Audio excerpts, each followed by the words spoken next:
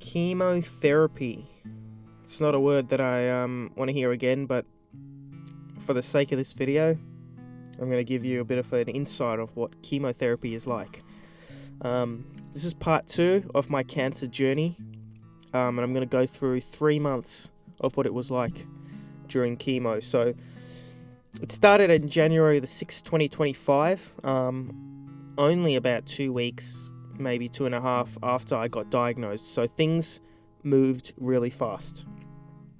So basically what chemotherapy was it was a mixture of pills and an IV drip, which is basically like a bag of fluid that gets dripped into your vein.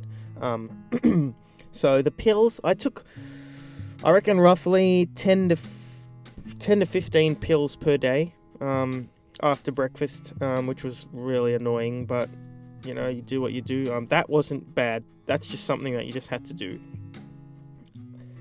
The IV drip. So I had to go into Peter Maccah Hospital in Australia.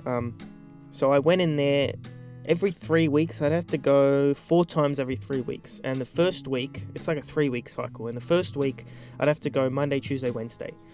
That was really hard because that's 3 days in a row. The first day was like 4 hours, and you had to just sit there while they drip a vein into you.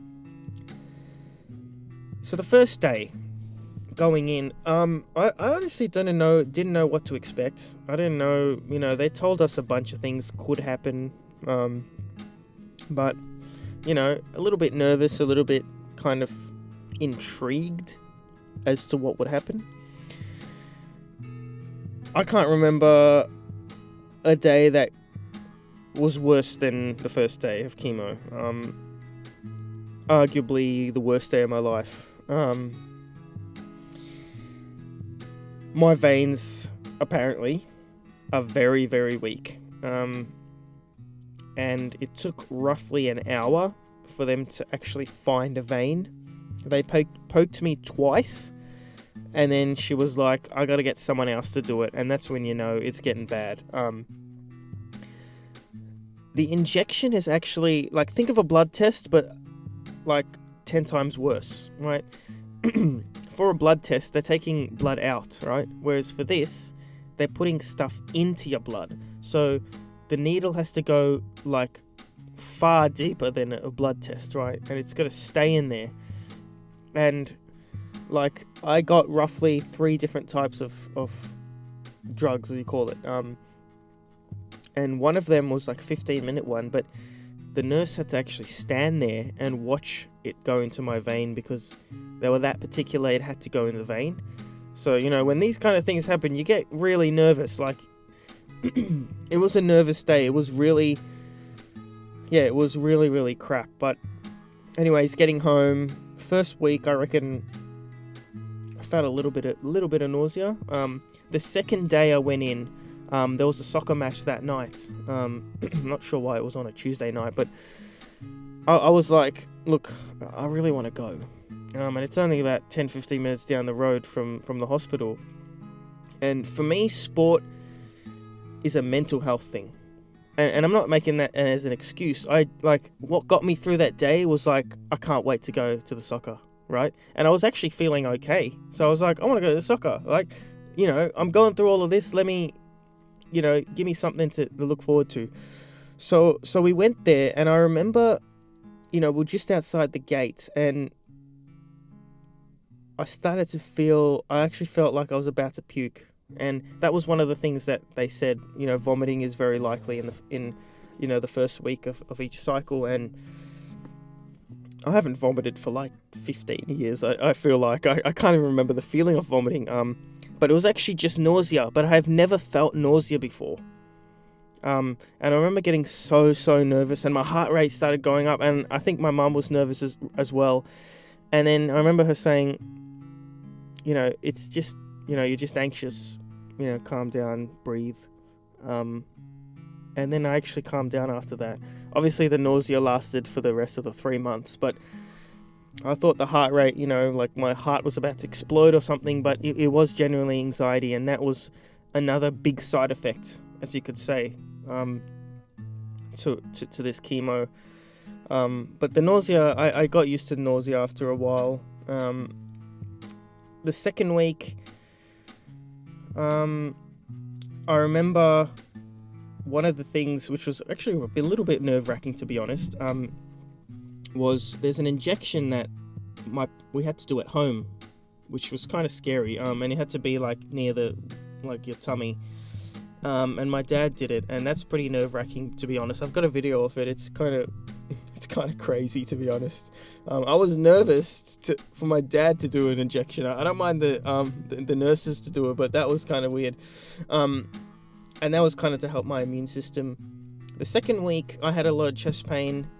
I started getting chest pain, and a doctor said, chest pain, look, go to the emergency. So I went to the emergency. That is a bit of a long story, so I will give you that story one day. But yeah, went to the emergency, ended up being okay. The hardest part probably of the whole journey was the injections and the blood tests, because there was a lot. There's probably 30 to 40 injections I got pokes into my vein, basically, because obviously they kept missing. But the other things that I got mainly was, being really tired. Very fatigued, couldn't do much. I watched a few movies to try and help out with that, because I just slept all day. I tried to play games. I remember hopping on COD, and to be honest, I didn't even have the energy to press buttons on a controller. Like, if you can't do that, there's not a lot that you can do, right? Like, even just, I tried to relax and play another game, but it just, like, to be honest, I was just so out of it. And one of the things that this did was it broke me down to my core, right? And all I had was my thoughts. And this is the moment where I started rethinking my whole life. And this is 3 months of it. So you can imagine every day waking up, I've got nothing except just thinking. And I did a lot of it.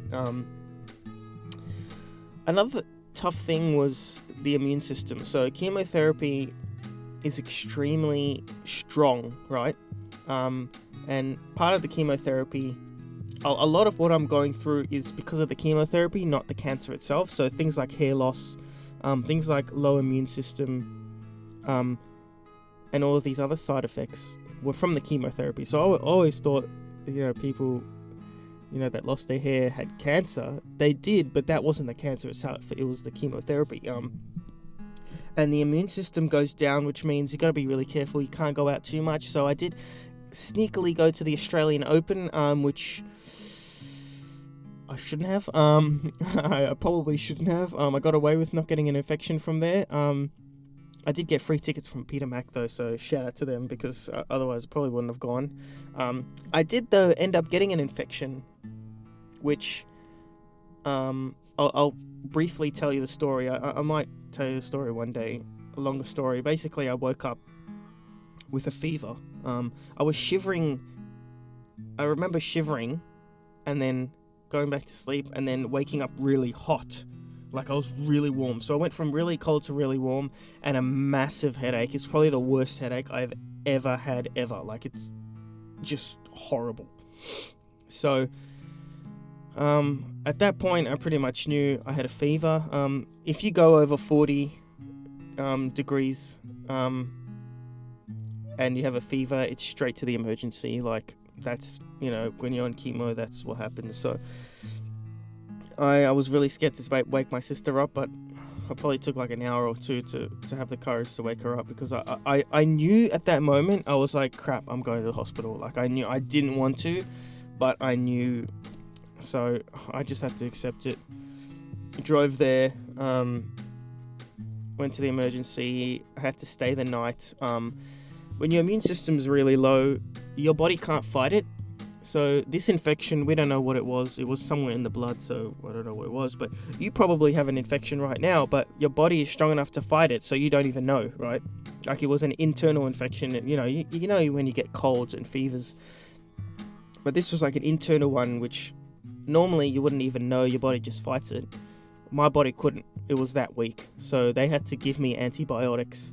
and I had to stay 2 nights, I think. I remember riding in an ambulance as well, which was an experience. I wasn't feeling great, but looking back, I can say that I rode on an ambulance. I don't know why I want to say that, but I guess it was an experience. And when my sister wanted to ride with me, and my mum wanted to ride, everyone wanted to go in an ambulance just to sit there with me. Mum ended up getting the honour for that, but that was it wasn't a great experience, but looking back at it, it was an experience.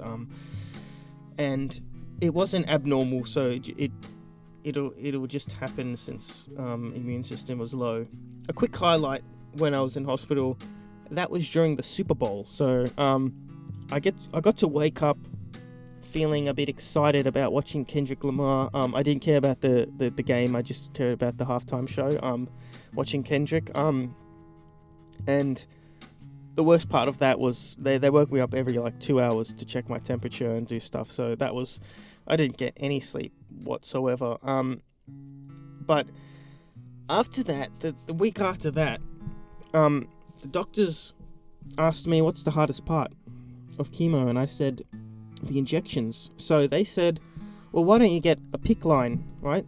So a PICC line, I'll show you what a PICC line looks like. It's not too confronting to look at. It's just basically, it's a string that goes from your bicep into your heart, into a bigger vein in your heart. And instead of poking a small vein in your arm every time, all they do is they just twist something like that's sticking out of your arm, and then it just goes straight in. The string's already there. So they did a mini operation. Oh, not operation. It was a procedure, I'll call it. It was only 10 minutes. And I didn't feel it because they put an anesthetic thing. I think that's what it's called. And then so every time I went in, now this was for the second 6 weeks, and I didn't have to feel any of the chemo, right? Some of the chemo actually was stinging really, really badful, like badful. Did I say badful? Painful. And it was pretty. It sucked, right? And I remember the nurse every now and then he'd say, "Oh, here we go. Here's the painful one now." I was like, "Oh no!" But with this PICC line, couldn't feel a thing.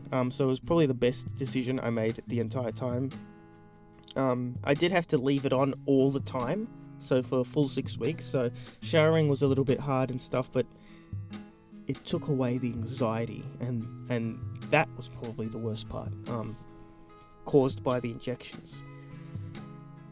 Fast forward, during this time I also got a scan, and they said that I was in remission, which was great news, but I had to finish the second 6 weeks, to finish the full 3 months, just so otherwise it would have come back. So to finish it all, and I did that. Everything kind of got worse, all the side effects got worse over time. So I did maybe get a little cocky in the first week, thinking, oh, it's actually not too bad. Everyone asked me, oh, it's not too bad. It got way worse. But that was okay. The main effects, as I covered, nausea, fatigue, and headaches were the worst things. And by the end of it, had a PET scan, got the PICC line out. All good. I'll show you a picture if you want of the before and after, or there's 3 pictures actually of what it looked like, the spread of the cancer around the chest area, which was the worst part, and now it's kind of all gone. So yeah, that's the 3-month journey. There's obviously a lot of stories in there which I might cover one day, but it was definitely the hardest 3 months of my life, both physically and mentally, and it really put a stop in my life. But how that affects my actual life, the rest of my life, where I am in now, a couple of months after finishing, has a much greater effect than just a bit of pain and a bit of, I look at that and I go, it was as tough as it was, I can get through that. those 3 months. It's what do I do with my life now that matters, and what did I learn from that's going to enhance the rest of my life. And that is going to be coming in part 3, which is the recovery. So stay tuned for that as well, and I hope you have an amazing rest of your day.